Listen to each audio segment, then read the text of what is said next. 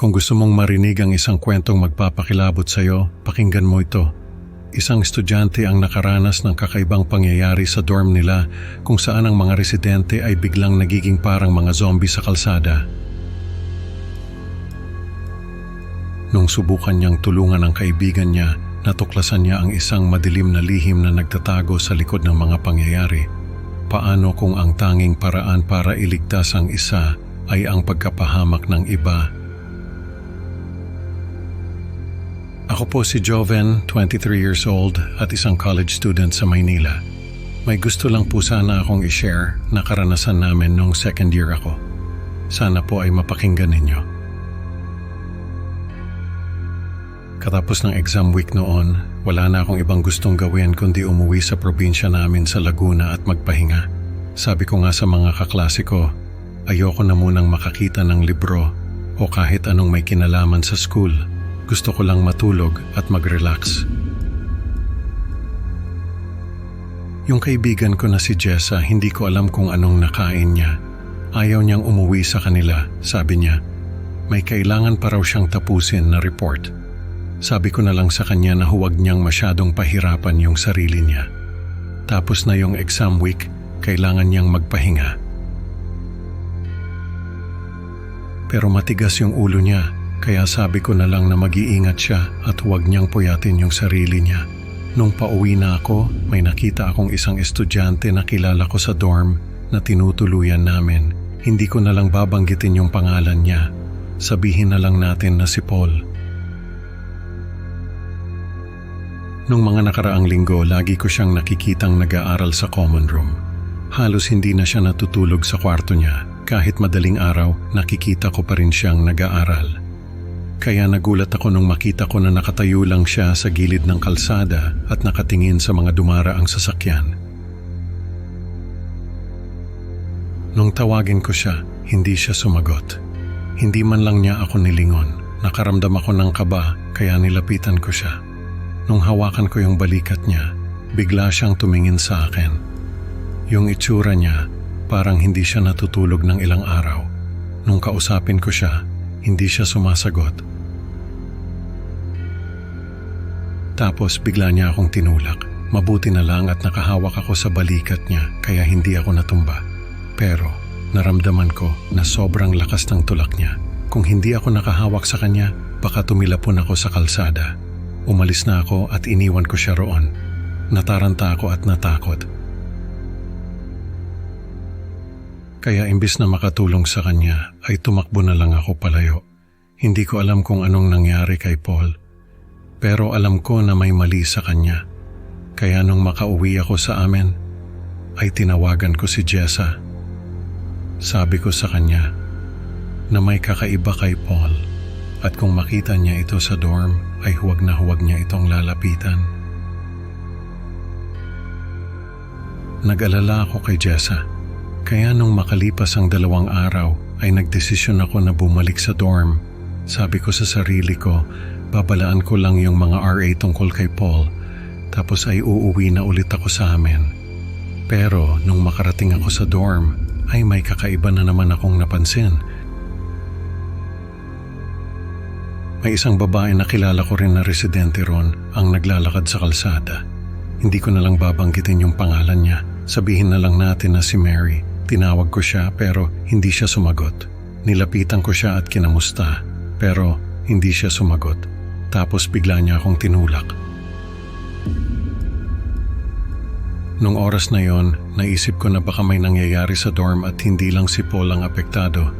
Tumakbo ako palayo at tinawagan ko yung kakilala ko na RA. Sabihin na lang natin na si Rina. Sabi ko sa kanya na may kakaiba sa mga residente ng dorm at kailangan niyang balaan yung mga tao roon. Sabi niya ay hindi raw siya makalabas ng dorm dahil may tinatapos siyang report. Kaya sabi ko na lang sa kanya na hintayin niya ako at tutulungan ko siya. Nung magkita kami, sinabi ko sa kanya yung tungkol kay Paul at Mary. Nag-alala rin siya. Kaya sabi niya ay puntahan namin yung dorm at alamin kung ano ang nangyayari. Habang naglalakad kami, may nakita na naman akong isang residente na naglalakad sa kalsada. Tinawag ko siya at hindi na ako nagulat nung hindi siya sumagot. Sabi ko kay Rina na baka matulad na naman ito kina Paul at Mary. Kaya huwag na lang namin lapitan. Pero nilapitan pa rin siya ni Rina. Nung hawakan niya ito sa balikat ay bigla siyang tinulak ng napakalakas. Tumilapon siya sa gilid ng kalsada. Mabuti na lang at hindi siya tumilapon sa gitna. Tinulungan ko siya na makatayo tapos ay tumakbo na kami palayo. Habang tumatakbo kami ay napansin namin na may mga estudyante na naglalakad sa kalsada. Lahat sila ay mga residente ng dorm. Lahat sila ay hindi natutulog sa mga kwarto nila at nag-aaral sa common room. Lahat sila ay naglalakad sa gilid ng kalsada at nakatingin sa mga dumaraang sasakyan. Nung mga sumunod na araw, ay napapanaginipan ko yung mga estudyante na naglalakad sa kalsada. Sa panaginip ko ay nakikita ko sila na naglalakad sa gitna ng kalsada. Tapos ay may isang malaking sasakyan ang darating at masasagasaan sila. Sa panaginip ko ay tinatakbo ko sila at hinihila papunta sa gilid ng kalsada. Pero hindi ko sila mahila dahil sobrang titigas ng mga katawan nila. Sa panaginip ko ay may isang nilalang na lumalapit sa akin. Hindi ko siya ma-describe dahil sobrang dilim, pero naririnig ko siyang nagsasalita. Sabi niya ay may nanghihimasok sa kanyang teritoryo at kailangan niyang parusahan ang mga ito. Pero dahil sa pakikialam ko ay bibigyan niya ako ng pagkakataon. Sabi niya ay pwede kong iligtas ang isa sa mga nagkasala, pero kapalit noon ay ang buhay ng iba. Tinatanong ko siya kung ano ang ibig niyang sabihin, pero hindi siya sumasagot. Paulit-ulit na ganoon ang panaginip ko, hanggang sa dumating yung araw na bumalik ulit kami ni Rina sa dorm. Nung makarating kami ron, ay halos wala ng tao sa building. Sabi ng ibang RA, ay umuwi na raw sa mga probinsya nila yung ibang residente.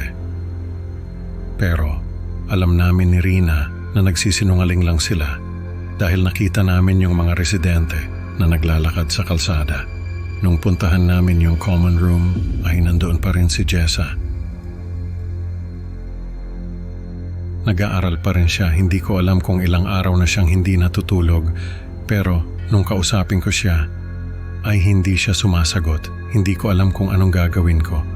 Nung oras na yon, naalala ko yung panaginip ko. Naalala ko yung sinabi ng nilalang na pwede kong iligtas ang isa sa mga nagkasala. Pero kapalit noon ay ang buhay ng iba. Nagtago kami ni Rina sa kwarto niya. Sabi ko sa kanya na may kakaiba sa dorm at kailangan naming makahanap ng ligtas na daan palabas dahil alam ko na hindi kami basta-basta makakalabas sa main entrance. Si Rina ang nakaisip na dumaan kami sa maintenance tunnels. Hindi raw ito ginagamit ng mga residente dahil para lang ito sa mga maintenance personnel. Pero pwede raw namin itong gamitin para makalabas. Sinubukan naming dumaan sa main entrance pero tama ako na hindi kami makalabas. Paulit-ulit lang kaming napupunta sa entrance ng building. Kaya nagpunta kami sa maintenance tunnels. Habang naglalakad kami sa tunnels ay naramdaman ko na may sumusunod sa amin.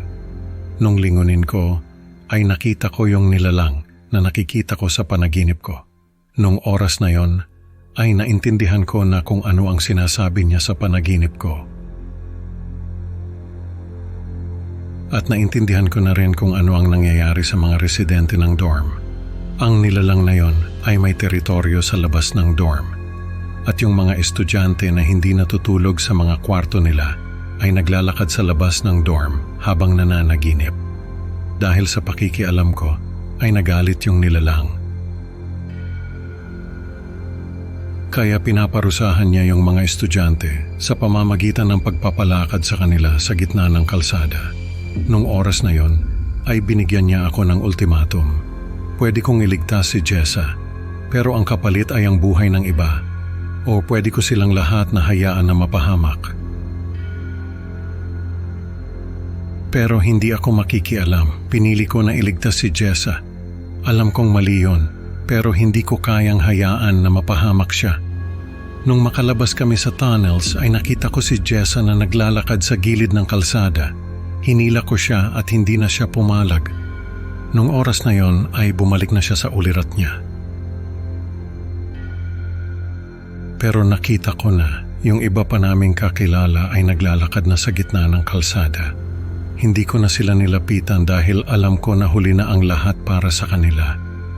Nakalabas kami ni Jessa at Rina sa dorm. Pero may mga kakilala kami na hindi na nakalabas.